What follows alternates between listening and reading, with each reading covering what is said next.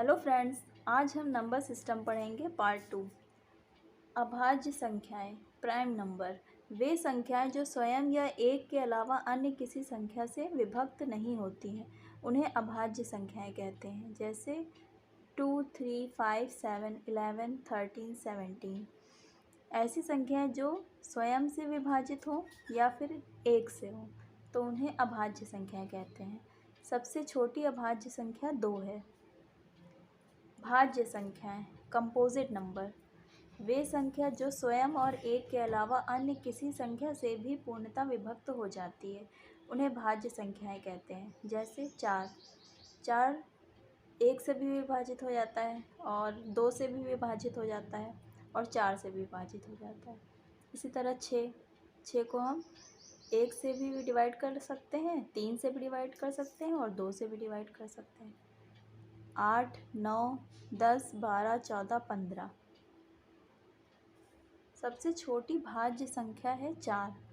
0, 1 न ही भाज्य संख्या है और न ही अभाज्य संख्या। अब आते हैं असहभाज्य या सहभाज्य संख्या पे। इसे को प्राइम नंबर कहते हैं। जब 2 या 2 से अधिक संख्याओं में कोई उभयनिष्ठ गुणनखंड ना हो अथवा मासा 1 हो तो वो सह अभाज्य संख्याएं कहलाती हैं। जैसे 4 और 9, 12 और 25, 8, 9 और 12। अब देखिए ये कैसे होगा। पहला एग्जाम्पल देखिए, 4 और 9। 4 के गुणनखंड करते हैं तो 2 गुणे 2 और 9 का गुणनखंड है 3 गुणे 3। इसमें से कोई भी गुणनखंड कॉमन नहीं है, इसका मतलब इसका मासा 1 होगा। तो ये दोनों कैसी संख्या हो जाएंगी? सहभाज्य संख्या हो जाएंगी। इसी तरह दूसरा एग्जाम्पल देखिए, 12 और 25। 12 के गुणनखंड करेंगे, 12 का गुणनखंड होगा 2 गुणे 3 गुणे 2 और 25 का होगा 5 गुणे 5। अब इसमें देखिए दोनों में कोई भी नंबर कॉमन नहीं है, तो इसका मासा हो जाएगा 1। मासा को एचसीएफ कहते हैं। ठीक है, अब आते हैं 8, 9 और 12 पे। 8 का गुणनखंड करा 2 गुणे 2 गुणे 2 और 9 का 3 गुणे 3 हो गया। 12 का 2 गुणे 2 गुणे 3। अब इन तीनों में देखिए कोई भी कॉमन नंबर नहीं है, तो इसका मासा 1 होगा। ठीक है, तो ये 8, 9 और 12 ये भी कैसी संख्या हो जाएंगी? सहभाज्य संख्याएं। नेक्स्ट है युग्म अभाज्य संख्याएं, ट्विंस प्राइम नंबर। ऐसी अभाज्य संख्याएं जिनके बीच का अंतर 2 हो युग्म अभाज्य संख्याएं कहलाती हैं। जैसे 11, 13, 3, 5 आदि। इनके बीच का अंतर 2 है। देखिए 3 के बाद 2 का अंतर है और 11 के बाद 2 का अंतर है। नेक्स्ट है परिमेय संख्याएं, रेशनल नंबर।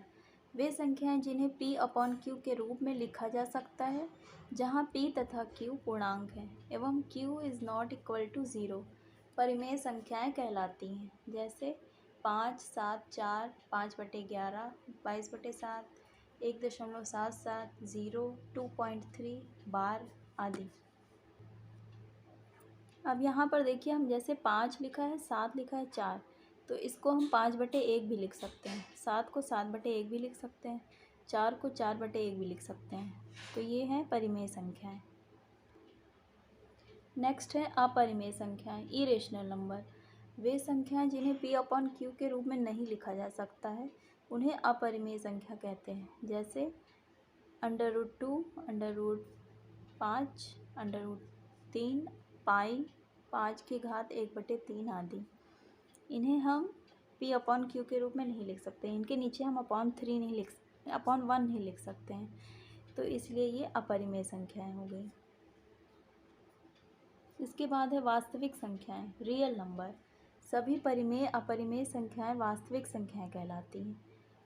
जैसे 4, 6, 2, √7, +4, -2 आदि। सारी संख्याएं परिमेय हो या अपरिमेय हो वास्तविक संख्याएं कहलाएंगी। नेक्स्ट है काल्पनिक संख्याएं, इमेजिनरी नंबर। ऋणात्मक संख्याओं का वर्गमूल लेने पर जो संख्याएं बनती हैं, उन्हें काल्पनिक संख्या कहते हैं। जैसे कोई ऋणात्मक संख्या है ये -2, इसका हम वर्गमूल लेंगे तो जो संख्या आएगी वो काल्पनिक संख्या होगी। या ऐसे भी इसको हम समझ सकते हैं कि ऐसे हमने अगर किसी नेगेटिव नंबर का अंडर रूट किया तो वो काल्पनिक हो जाएगी। Thank you.